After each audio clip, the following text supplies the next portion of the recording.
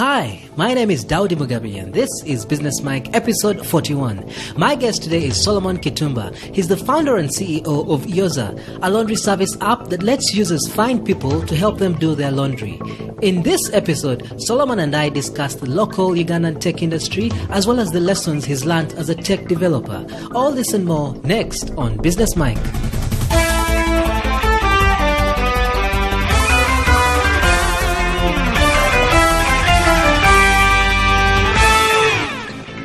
Thank you so much for joining us today on Business Mike, Solomon. Could you briefly tell us who you are and what you do? Yes, again, I'm Solomon Kitumba, CEO and founder of Yoza. Yoza is a location-based laundry service app where we really want to wash for you at your convenience. Just get to our app, pick your location, then we'll find you somebody to wash for you. So I've seen a bit of clips about Yoza. It's an app whereby if you want your laundry done, you can basically look out for people in your area that are happy and available to wash for you, and then they'll come to your place and wash your clothing for you. Exactly. And you make the payment in cash or via the app? We currently it's cash. If you like doing if you're under our subscription, because you have a subscription model, you pay like $240,000. That's for 4 months, and this lady will come to wash for you through those 3 months every weekend. Wash your clothes, clean your house, and iron for you after that. Yeah, so that's a paid on a cash basis. But we've finished the integration with mobile money. Yeah, meaning you'll have to, if you like to subscribe, you pay through mobile money, then you get your money, and we will be paying these ladies via mobile money.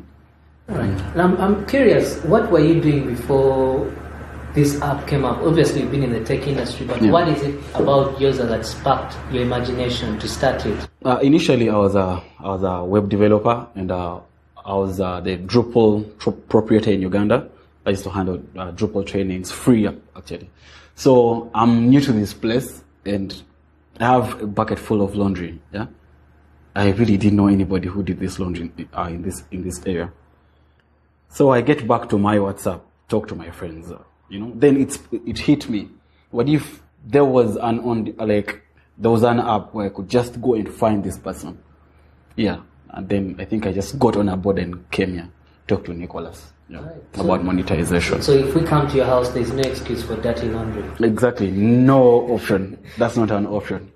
Right. So how did you know that this is a business that's viable? Obviously, when we're starting a business idea, you think to yourself, well, I have this problem. I'm guessing other people have it. So if I start it, we may make some money. But at what point did you know that, okay, there's a good number of people actually ready to pay for this? This could be a profitable business. Yeah. So we got down to the board. Drew a business model around Yoza as an idea before it became a company.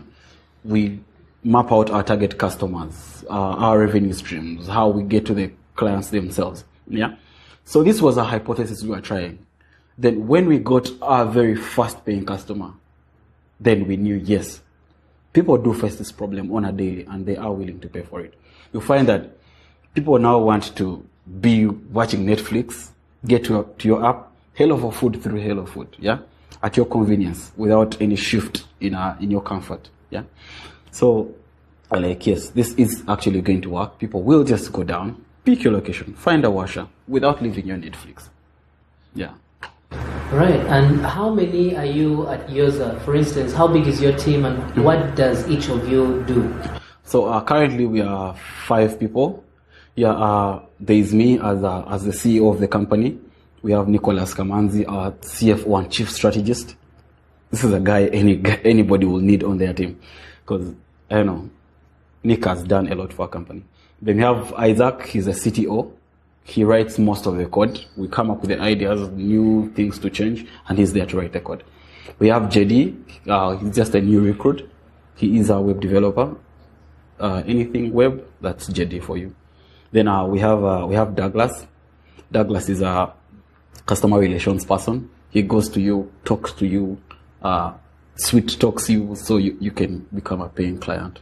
Then you also have Nsowoga Hassan. He is also in the tech department. He helps here and there. I'm going to play devil's advocate a bit here. Okay. Now, this app, Yoza, is very fantastic for a country like us that's developing, whereby we have a lot of people ready to do manual labor for a fairly small fee. Exactly. However, as we develop things like washing machines, as it is in the Western world, will start coming in. So how do you think that will have an impact on your business? I think there is an impact, but not a very big one, yeah? So you'll find that these people that do the laundry, the hand washing in our locations, these are people that are at the bottom of the pyramid, yeah? This is the person who cannot pay tuition for a kid, cannot pay for rent, cannot buy sugar, yeah?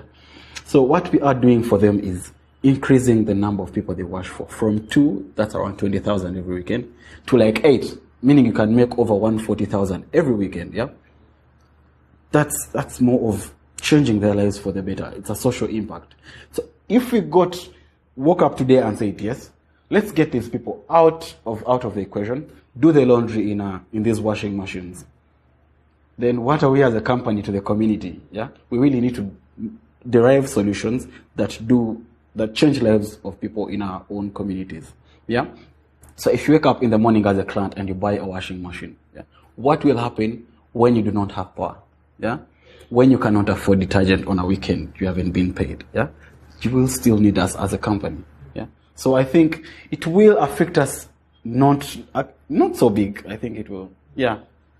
So some of these people that do the washing, must everyone involved in Yoza have a smartphone? The person coming to wash and then the person requesting? No, it's just the client have a smartphone that can house the app. So how does the person then coming to watch get notified and it's basically a call.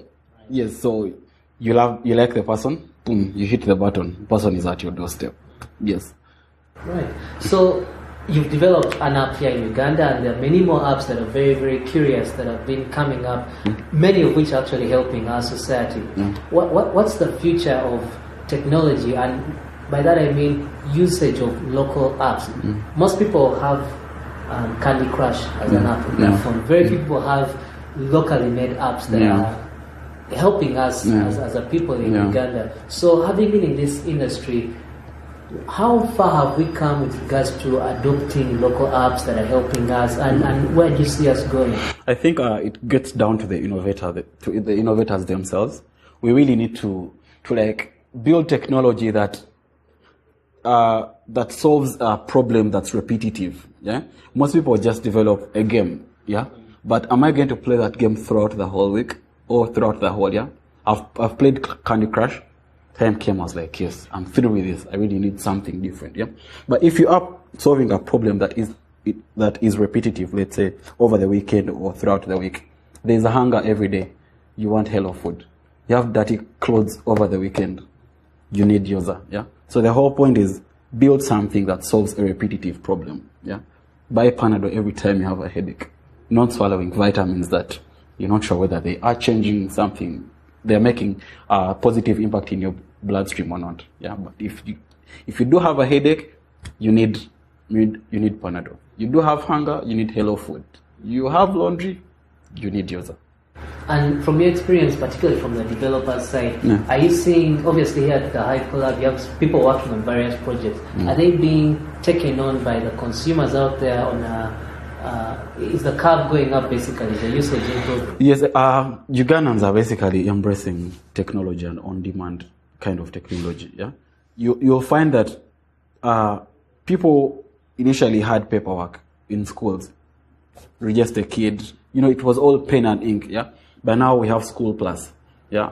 Register for a school of your choice online. They receive your information, reply to you via email and all that. Yeah. Technology is basically picking up, and it is a very fresh industry for graduates or people that want to innovate against it. Yeah. And what about opportunities and challenges commercially? Obviously, as we discussed, it's something that we're adopting slowly. I spoke with Ron from Hello Food, and he told me it was very hard for them to get people to pay and believe that what they were offering was legit. Yeah. So is that still a challenge for us here in Uganda? Yes, it is a very big challenge, but it is something that we are supposed to pull out as innovators. Yeah. How do you make a person trust you? Yeah. Yes, I want to order for food through the app. I pay you my money. then how does that food get to me? Yeah, it's a question of trust. Yeah, and it's something we're supposed to build in these people, and adoption, because you'll find that Nairobi, people are so free with paying via mobile money. Yeah, but right now, if I asked you, after offering me a service, should I pay you via mobile money or I should pay you via cash? Most people will say cash because it's something they are used to. So our challenge is building habit-forming products. Yeah, something people can build a habit around. Yes, I want my laundry done. Can Yoza do this for me? Is it reliable? Is it convenient?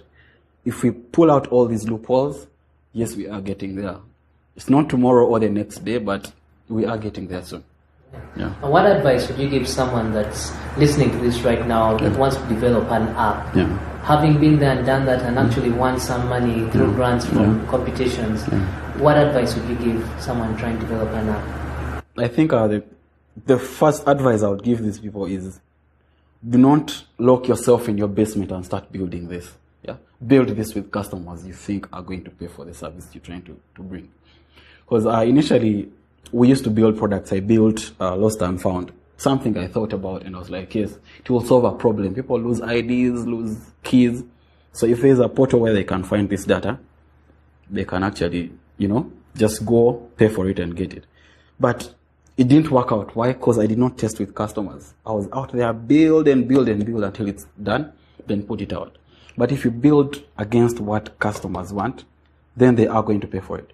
The next advice is find the best team, or find a good team. Yeah, because for me, without Nicholas, without Isaac, there will be no Yoza. Yeah, something I would have gone and built out of the small knowledge I had, and nobody was going to use it. But if you have a guy like Nicholas, a business guy, you have a tech person who's going to execute it in a niche time, you are good to go. And do research.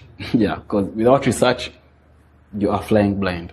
During our pre-interview chat, you mentioned that you are meeting some venture capitalists. Yeah. There are people who have apps there that are actually running, and they need some funding. So how do you attract these venture capitalists to you? And from your experience, what is it that they're looking to hear from the developer that might incentivize them to actually put in money? Yeah, so the first was, how do you get these VCs? We live on the internet. Yeah, it's a global village, basically. You can find these people online. And if you do not find them, put yourself in a position where they can't find you. Yeah, have a lot of traction. Make sure people are talking about you everywhere. That means make the service accessible and actually convenient, and it's there for people to access anytime they need it. Yeah, it makes sense to them. Because before you build, map out your customer. When you map out your customer, they are going to be using your service all the time. That means it's ringing a bell somewhere to some VC. These people come in, invest money, and get money out. Yeah, I want to invest my $20,000 in you, so I can get 25 or 30. Yeah. So how are you going to convince them? They are going to get the next dollar out of you. Yeah. So I guess the whole point is pick up traction and revise out your financials. Yeah, that's VCs for you. Right. Yeah, and you obviously featured on CNN African Startups. How does something like that happen? They just come to you, or are you doing something, as you said, putting yourself in the right places to attract them to you? Yeah, the whole point is make yourself good and out there. Put yourself out there. Because they did not call CNN. CNN called us after BBC. We did not call BBC. BBC found out about us because we were everywhere. People were talking about Yoza. We were like, we are solving a problem that people are facing on a daily. Like I said, do not try to cure cancer, yeah? Because companies or nations are putting up billions of dollars to solve this, and it's very big. Just find a medicine that can stabilize cancer, remedy or something, yeah? And we are doing that. It's a small problem, but it is global. That means people are going to come to you to find out how you're doing it, or how is it affecting the community. Yeah. Now you're a tech guy, and I know you're familiar with Silicon Valley and all that. Yeah. There's something that really puzzles me with you chaps. Yeah. Why is it that you app guys, Silicon Valley guys, get so much money? WhatsApp was bought for a ridiculous amount of money. 6 billion? 16 billion? 19 billion or something like that. Why do they get all this money, and how do you actually spend it? we spend this money on trying to make sure our companies become more viable. So right now we are not yet acquired, yeah. But if I was acquired today, yeah, for me, my biggest goal is social impact. Yeah, that's where I want to be all the time. So if we were acquired today for that much money, I just want to make sure everybody gets water in those drought-stricken zones of the nation, yeah. So for me, that's how I would spend my money. And people give us this kind of money because they do trust they do have trust in what we are building. They know, because if you looked at WhatsApp, it's the only mode of communication people have on a daily. Because for me, I don't load credit to make calls. Unless I have a very crazy meeting, I will make calls. But I spend my time on WhatsApp. That's my only mode of communication, or Skype. And that means there is plenty of data going through Skype on a daily. You find that over 9 million photographs go through WhatsApp every hour. People are willing to buy that kind of data. Yeah. So anybody will come with any amount of money to invest in this. Yes. So it's not about that money is needed to buy some super duper server or whatever. It's the value that's perceived by the person. Exactly. Because what do I need your information for?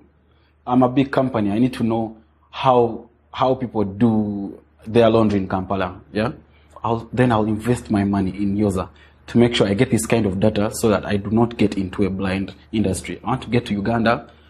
Already have studied the behaviors of people, which kind of detergent they like, which fragrance they like. You get stuff like that will mean sense to me as a detergent manufacturing company.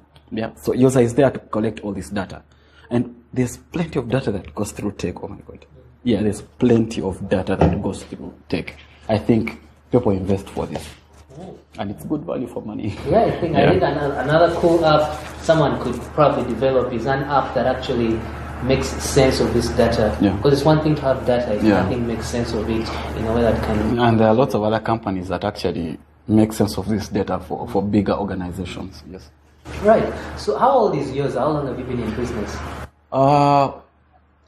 We were born in May after the MTN App Challenge, like basically born. But starting business is I think 5 months ago, like being hard on the market. Initially it was development, recruitment and stuff. But now I think it's just 5 months. 5 months. Yeah. Right. And what's the coolest story you've experienced so far to date? Cool story, like?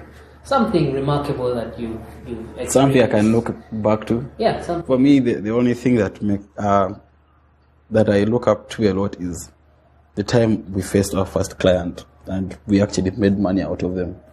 Yes, that's a great memory for me. Yeah, I think that's it basically. Yeah. It's knowing that this thing actually works. Yes, having a paying customer, believing in the service, knowing, yes, my laundry can get done while I watch Netflix or I watch something. Yeah. So, and what are your future plans, or are there any other projects that are spin-offs from Yoza that you may be looking at? Yeah, we have plenty, though this is stuff I cannot just mention. Yeah, these are... Are they related to Yoza, or they're technical? We have a few that are related to Yoza. That we are not, I cannot say right now. Pipeline. Yes, exactly. And we also have other independent projects that we are working on. Like my partner Nicholas is working on a wearable.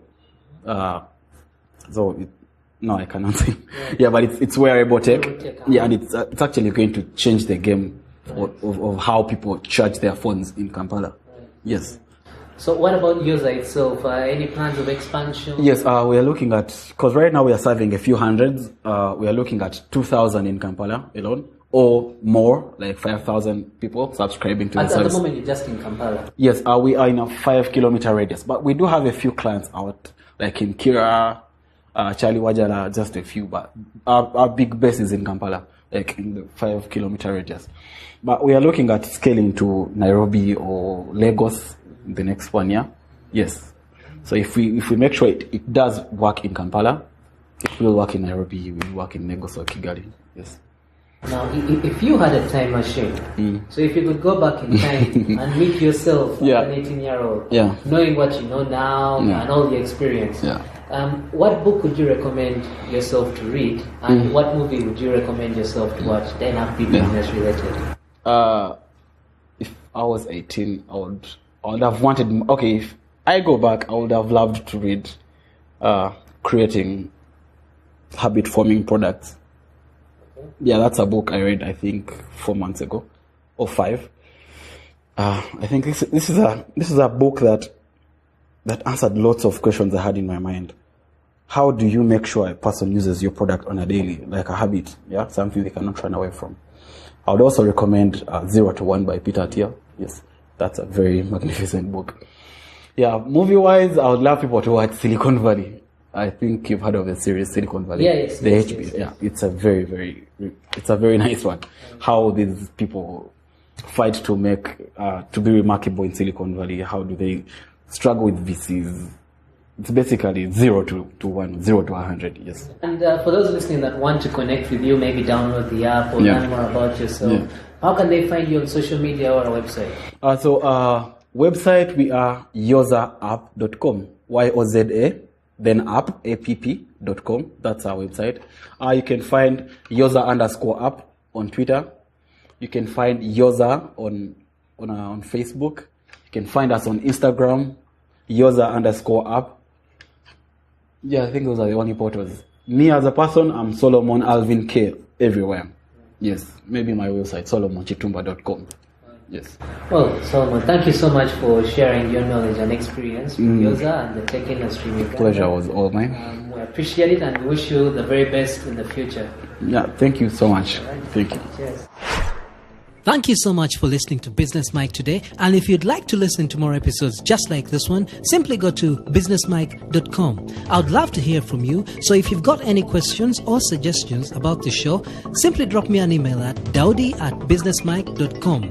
Thanks again for listening, and until next Monday, take care.